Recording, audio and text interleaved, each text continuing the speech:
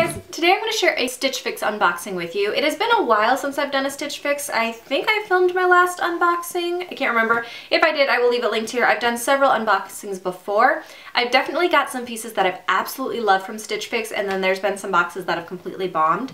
If you're not sure what Stitch Fix is, it's basically just a style subscription box. So you pay a $20 styling fee. They send you a box with 5 different items and then kind of cater to your specifications and your style quiz. And then you keep what you want, you send back what you don't. If you keep all 5 pieces, you get a 25% off. If you keep nothing, you lose your $20. If you keep at least one piece, the $20 will go towards whatever you buy. Occasionally, I will get a free style box, which is basically like, hey, you haven't gotten one in a while, here, try one for free without having to pay the $20. But then if you do keep something, you have to pay the full price instead of just the styling fee. So it's kind of a mixed bag there. I know that there are things that they've done recently. There's a style pass going around, which is I think like $50 that you pay once yearly. And then you can style as many boxes as you want without paying that $20 styling fee. I believe as of right now that's only going out to select people. I assume it's going out to people that are more frequently getting the boxes and things like that, because I haven't gotten it, but my sister did. So if you do frequent boxes, then that is kind of a deal if you're able to get that, but I haven't gotten that yet. So I thought I would go ahead and share with you guys the pieces that I got, my thoughts on them, and what I'll be keeping and what I'll be sending back. So when they send you a box, they send you a style card. So they send you a little message from your stylist and then pictures of what it could look like when you style your stuff all together. I was not absolutely in love with this box, but there were a few things that I liked. I had mostly asked for like skirts and dresses and shirts that I could wear in the classroom, which is usually what I use Stitch Fix for more often than not. The first thing that I got that I liked more than I thought I would was this Fortune and Ivy Sabria knit dress in gray, and this is $38. This is just like a shift dress. The material is really soft and it's thicker than I expected it to be. I thought it might be kind of see-through, but it wasn't. I had gotten a dress like this in one of my last couple of boxes that I unboxed, and I didn't really like that dress just because I feel like these dresses kind of make me feel kind of shapeless. But I actually liked this one a lot more than that one.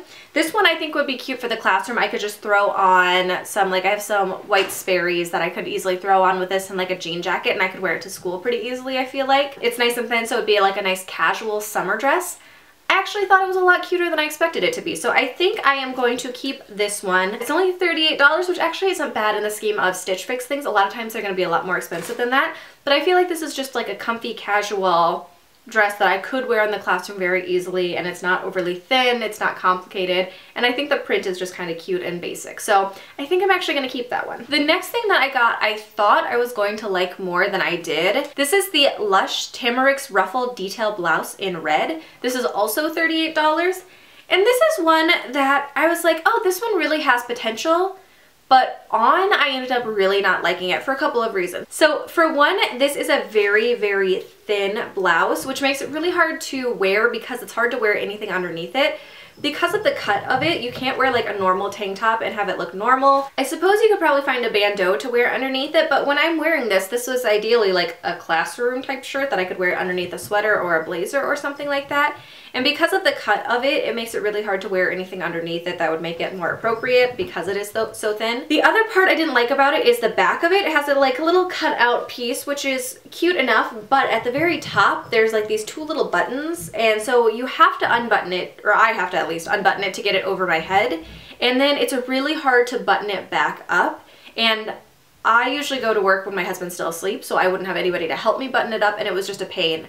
I don't want to have to go through that much work to try to put on clothes. So for that reason, even though it had potential to be cute, there were just too many things working against it that I just didn't love, so I will not be keeping that one. The other thing that I really, really liked was this skirt. This is the French Gray Alana skirt in black, and it is $48.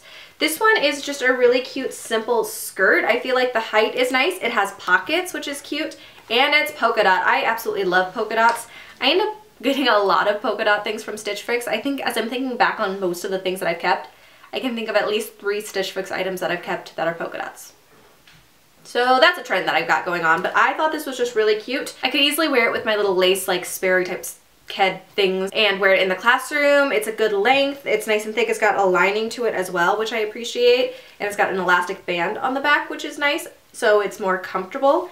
And I thought it was just cute. So I think I'm going to keep this skirt as well, just because I feel like it would be easy to wear in school, out of school. I think it's a great just staple piece that I could match with a lot of different stuff. Next up, they sent me a blazer, which was okay, but I don't think it fit me as well as I would have liked. This is the Kensie Rebekah tweed blazer in light gray, and this is $88.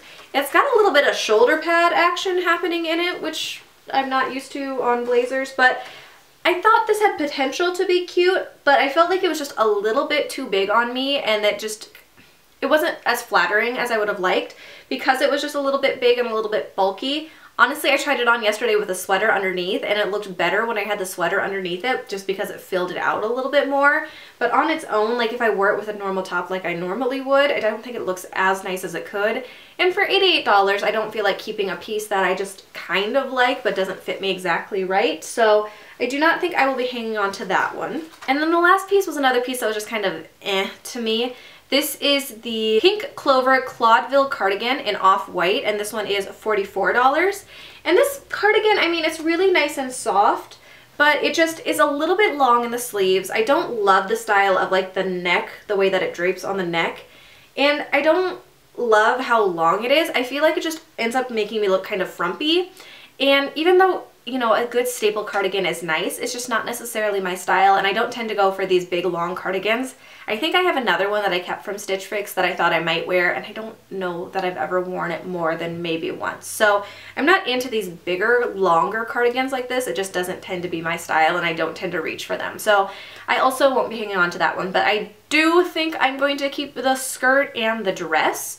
Let me know what you think in the comments below. I'm definitely keeping the skirt. I'm leaning towards keeping the dress, but I'm kind of undecided. So if you think that yes, I should or no, I shouldn't, let me know that in the comments below. I need to send it back by Monday, so I've got a couple of days. So let me know what you vote in the comments down below if you think I should keep that dress or shouldn't. I would love to hear what you guys think about the other pieces that I got. Again, if you want to check out other Stitch Fix unboxings that I've done, check out my links here. If you've done a Stitch Fix unboxing, let me know that in the comments down below because I love Stitch Fix unboxings. I would love to check them out. I think they're fascinating to see what people get and their thoughts on them. I'm a big fan of style box unboxings, so let me know that in the comments down below. I hope you guys enjoyed this video, and I'll see you in my next one.